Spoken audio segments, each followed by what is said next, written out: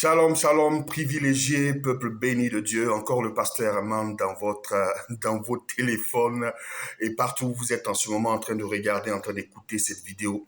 Que l'Éternel Dieu vous localise, que l'Éternel Dieu vous bénisse. Je voudrais avec vous encore aujourd'hui partager une portion de la parole de Dieu afin que Dieu, par sa parole, puisse nous bénir, puisse nous motiver, puisse nous faire aller encore de l'avant dans le nom de Jésus-Christ. Et je voudrais prendre appui sur cette parole qui est tirée de Exode 31 à partir du verset 1. La Bible déclare ceci: L'Éternel parla à Moïse et dit: Sache que j'ai choisi Betsaléel, fils d'Uri, fils de Hur, de la tribu de Juda. Je l'ai rempli de l'Esprit de Dieu, de sagesse, d'intelligence, de savoir, pour toutes sortes d'ouvrages. Je l'ai rendu capable de faire des inventions, de travailler l'or, l'argent et l'airain, de graver les pierres en enchâssé, de travailler le bois et d'exécuter toutes sortes d'ouvrages. Et voici, je lui ai donné pour aide Oliab, fils d'Aïsamak, de la tribu de Dan. J'ai mis de l'intelligence dans l'esprit de tous ceux qui sont habiles, pour qu'ils fassent tout ce que je t'ai ordonné. Nous sommes donc à l'épisode où Dieu va demander à Moïse de fabriquer le tabernacle. Dieu va lui donner un plan. Dieu va lui donner les outils, n'est-ce pas, le matériel à utiliser pour faire ce tabernacle. Mais Moïse n'est pas connu comme étant un architecte. Moïse n'est pas connu comme étant un maçon. Moïse n'est pas connu comme étant un contremaître. Moïse n'est pas connu comme étant une personne du BTP. Moïse est certainement embêté quand il regarde ce que l'Éternel lui demande. Peut-être que les autres sont habitués à construire parce que eux, ils ont construit les pyramides, ils ont construit les choses pharaoniques quand ils étaient en Égypte, mais Moïse n'était pas habitué à cela. Moïse était un berger. Moïse n'était qu'un berger. Donc, devant tout ce que l'Éternel lui demande, Moïse est certainement embêté. Moïse demande, mais comment est-ce que je vais faire? Par où est-ce que je vais commencer? Qui va m'aider? Qui va faire cela et qui va faire ceci? Et donc, dans son questionnement, dans la recherche de solutions, Dieu va lui présenter une personne qui s'appelle Betsaléel. Et Dieu va lui dire, cette personne, je l'ai rendue capable de faire ce que je t'ai ordonné de faire. Donc, Moïse, certainement, va trouver une solution en Betsaléel. Il va trouver une réponse en Betsaléel. Moïse va trouver, n'est-ce pas, la voie à suivre par Betsaléel et par Oliab. Ce qui veut dire que Betsaléel va devenir une réponse au questionnement, aux questions de Moïse. Betsaléel va devenir une solution au problème de Moïse, qui n'arrivait plus certainement à dormir, qui n'arrivait plus à être en paix, parce que Dieu va lui ordonner de faire un tabernacle et il ne sait pas par où commencer, il ne sait que faire. Alors Dieu va présenter Betsaléel qui devient une solution pour Moïse. La première chose que je voudrais prier pour toi, c'est que tu ne sois un problème pour personne, mais que tu sois une solution. Je prie que tu sois une réponse à une question. Que tu ne sois pas une question. Que les gens ne se demandent pas, mais pourquoi? Que les gens ne se disent pas, mais pourquoi? Comment? Quand ils parlent et quand il s'agit de toi. Mais que lorsqu'on prononce ton nom, que lorsqu'on fait mention de toi, c'est pour apporter la solution et apporter la réponse dans le nom de Jésus-Christ. Je prie que pour ta famille, tu sois une réponse. Je prie que pour ta génération, tu sois une réponse. Je prie que pour ta région, ton pays, je prie que pour ton continent, que pour l'humanité et ta génération, que tu ne sois pas un problème, mais que tu sois une solution dans le nom de Jésus. Comme Betsaléel a été la solution pour Moïse, sois une solution pour ta génération, sois une solution pour ta région, sois une solution pour ta famille, dans le nom de Jésus-Christ de Nazareth.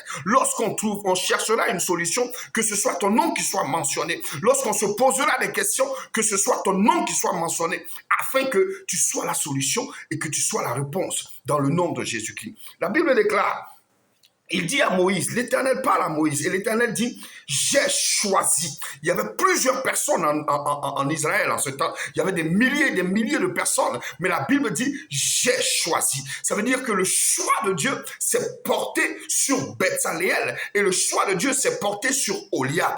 Je prie que le choix de Dieu sur plusieurs se porte sur toi dans le nom de Jésus-Christ de Nazareth. Parmi des milliers, lorsqu'il s'agira de choisir une personne, que ce soit toi que Dieu choisisse au nom de Jésus-Christ. Je veux extrapoler pour dire que pour ceux qui sont dans les affaires, lorsque tu vas déposer ton dossier, lorsque tu vas déposer ton offre d'emploi, lorsque tu vas déposer un tel ou un tel dossier, qu'il s'agira de choisir, que ce soit ton dossier qui soit choisi dans le nom de Jésus, que l'œil de l'Éternel se porte sur toi dans le nom puissant de Jésus-Christ, que dans ta famille, l'œil de l'Éternel se porte sur toi, que dans ta région, que l'œil de l'Éternel se porte sur toi, que dans ton pays, que l'œil de l'Éternel se porte sur toi, que dans ton continent, que l'œil de l'Éternel se porte sur toi, qu'on dise, je l'ai choisi, je l'ai choisi, je l'ai choisi, je l'ai choisi, parmi une génération, parmi des milliers, je l'ai choisi. La Bible dit, Dieu dit, j'ai choisi Bethsaléel. Et je déclare que Dieu te choisit. Dans le nom de Jésus-Christ de Nazareth. Que le choix de Dieu se porte sur toi. Que le choix de Dieu se porte sur toi. Que le choix de Dieu se porte sur toi. Que le choix de Dieu se porte sur toi. Dans le nom puissant de Jésus-Christ de Nazareth. La Bible dit, je l'ai rempli de l'Esprit de Dieu, de sagesse, d'intelligence, de savoir, pour toutes sortes d'ouvrages. Or, je prie que là où il y avait insuffisance de l'Esprit de Dieu en toi, qu'il y ait maintenant même plénitude de l'Esprit de Dieu dans le nom de Jésus. Il dit, je l'ai rempli. Ça veut dire qu'il n'y a pas un domaine de sa vie qui n'ait pas été touché par l'Esprit, qui n'ait pas été impacté par l'Esprit. Que l'Esprit de Dieu impacte ta vie dans le nom de Jésus-Christ de Nazareth. Il dit, je lui ai donné, mais je l'ai rempli d'esprit, de mon esprit. Je l'ai rempli de l'Esprit de Dieu. Je l'ai rempli de sagesse. Plusieurs d'entre nous manquent de sagesse. Même quand nous avons les capacités, même quand nous avons les opportunités, nous les loupons à cause du fait que nous n'agissons pas avec sagesse.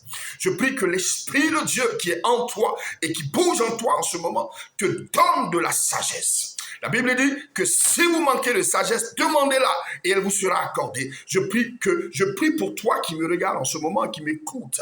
Je demande la sagesse de Dieu pour toi dans tout ce que tu feras, dans tous les domaines de ta vie, dans le domaine spirituel, dans le domaine matrimonial, dans le domaine professionnel, social, avec tes voisins partout, que la sagesse de Dieu t'habite dans le nom de Jésus. Il dit, je lui ai donné l'intelligence, que l'intelligence de Dieu se colle à toi, que l'intelligence de Dieu se confonde à toi dans le nom de Jésus-Christ de Nazareth. Et il lui a dit, il dit de sagesse, d'intelligence et de savoir pour toutes sortes d'ouvrages.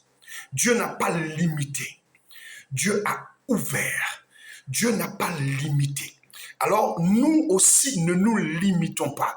Ne nous limitons pas à un domaine d'activité. Je refuse que tu sois catalogué sur un domaine d'activité. Chrétiens que nous sommes, enfants de Dieu que nous sommes arrivés et nous devons arriver au stade où nous sommes multifonctionnels, où nous avons des tentacules dans tous les domaines. Je le disais la dernière fois dans un post que j'ai écrit, il n'y a pas de domaine qui soit réservé aux Libanais. Il n'y a pas de domaine qui soit réservé aux Anangos. Il n'y a pas de domaine qui soit réservé aux Nigériens. Il n'y a pas de domaine. Dieu nous a donné tout et nous a donné la capacité d'exercer dans tous les domaines. La Bible dit, il lui a donné l'Esprit de Dieu, il lui a donné la sagesse, il lui a donné l'intelligence pour œuvrer partout, dans toutes sortes d'ouvrages. Je prie dans le nom de Jésus-Christ de Nazareth que toutes sortes d'ouvrages se dépose dans ta vie afin que tu ne sois plus limité à un domaine d'activité, que tu n'attendes plus seulement le salaire qui provient de ce que tu as appris à l'école, mais que tu aies des tentacules. Je prie également par ricochet que tous ceux qui ont une entreprise et qui évoluent dans un secteur donné, je prie que tu ne sois plus seulement limité à un seul lieu, mais que tu t'agrandisses. Que tu t'agrandisses, que tu t'agrandisses, que tu aies des succursales. Ce ne sont pas seulement les Européens, ce ne sont pas seulement les anglophones, les Américains qui doivent avoir des succursales. Non, ta petite affaire peut générer d'autres petites affaires dans plusieurs villes et dans plusieurs pays. Je te donne cela dans le nom de Jésus-Christ de Nazareth. Regarde, la Bible dit au verset 4, « Je l'ai rendu capable de faire des inventions, de travailler l'or, l'argent, les reins, de graver les pierres à enchâsser, de travailler le bois et d'exécuter encore toutes sortes d'ouvrages. Je l'ai rendu capable. » Si Dieu dit qu'il a rendu Bezaleel capable, ça veut dire qu'à un certain moment, Bezaleel ne pouvait pas le faire.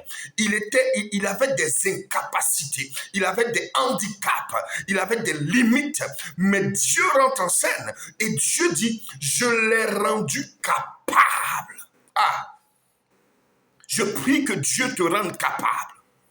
Je prie que dans tes incapacités, Dieu rende capable tes incapacités dans le nom de Jésus-Christ de Nazareth. Je prie que là où tu ne pouvais pas, que l'Éternel te rende capable de pouvoir. Je prie que là où tu ne pouvais pas arriver, que l'Éternel te rende capable d'y arriver dans le nom de Jésus-Christ. Là où les hommes te croyaient incapable, que l'Éternel te rende capable dans le nom de Jésus-Christ. Là où toi-même tu te sentais incapable, que l'Éternel te rende capable dans le nom de Jésus-Christ de Nazareth. Dieu dit, je l'ai rendu capable et je prie que Dieu te rende capable. Plus de limites, plus de limitations dans le nom de Jésus-Christ de Nazareth. Tu avances et Dieu te rend capable. Dieu te donne ce qu'il faut. Dieu met en toi ce qu'il faut. Les capacités, les dons, les talents pour y arriver. Je déclare que tu n'es plus incapable. Tu n'es pas incapable. Ceux qui t'ont dit que tu étais incapable verront de leurs yeux que l'Éternel Dieu est capable de rendre capable. Alléluia. L'Éternel Dieu est capable de rendre capable et il te rend capable dans le nom puissant de Jésus-Christ de Nazareth. Ce soir, je voudrais simplement te dire que l'Éternel Dieu est capable de te rendre capable, est capable de briser tes limites et tes limitations, est capable de te rendre capable de pouvoir accomplir une telle mission difficile comme celle de Bezaleel, construire quelque chose de nouveau que seul Dieu, dont seul Dieu avait le plan, dont seul Dieu donnait les directives. C'était difficile parce que notre Dieu est un Dieu de la perfection. Donc il fallait faire les choses avec perfection. Mais la Bible déclare que Dieu va le rendre capable. Écoute-moi bien. Ce ne sont pas seulement les études qui rendent capable. Ce ne sont pas seulement les moyens financiers qui rendent capable. Mais celui qui rend capable, c'est Dieu. Parce qu'on a vu des personnes avec de nombreux diplômes qui ont échoué. On a vu des personnes qui avaient beaucoup d'argent, qui ont commencé des affaires et qui sont tombées. Mais quand l'Éternel Dieu a rendu capable Bezaleel, la Bible déclare que le tabernacle s'est fait. Lorsque Dieu va te rendre capable, parce que Dieu va te rendre capable, tu seras capable de faire des choses extraordinaires. Tu vas te surprendre à faire des choses extraordinaires. Je veux simplement que tu te laisses aller dans la capacité de Dieu. Dieu te rend capable dans le nom de Jésus-Christ, capable de faire les choses que les gens te croient incapable de faire, capable de faire les choses que toi-même te sens incapable de faire. Dieu te rend capable de le faire dans le nom de Jésus-Christ. Il te donne son esprit, il te donne sa sagesse, il te donne son intelligence. Dans le nom de Jésus-Christ. Vous savez une chose, c'est que dans chaque domaine d'activité ou pour chaque domaine d'activité, il y a une intelligence particulière. Je prie que dans le domaine d'activité dans lequel tu es, que Dieu t'en donne l'intelligence. Dans le domaine d'activité dans lequel tu veux exercer, que Dieu t'en donne l'intelligence. Là où Dieu veut t'emmener, que Dieu t'en donne l'intelligence. Lorsque tu as l'intelligence de ce que tu es en train de faire, les choses deviennent plus faciles. Que Dieu te rende capable dans le nom de Jésus-Christ de Nazareth. Je prie pour la capacité de Dieu. Je prie pour les dons de Dieu qui se réveille, qui ressuscite dans le nom de Jésus-Christ de Nazareth. Reçois la capacité de Dieu. Reçois l'Esprit de Dieu qui te rend capable de faire des exploits, qui te rend capable de dépasser tes limites dans le nom de Jésus-Christ de Nazareth. Je l'ai rendu capable. Si Dieu a rendu capable Betsaléel, Dieu te rend capable dans le nom de Jésus. Sois béni, capable de Dieu. Amen.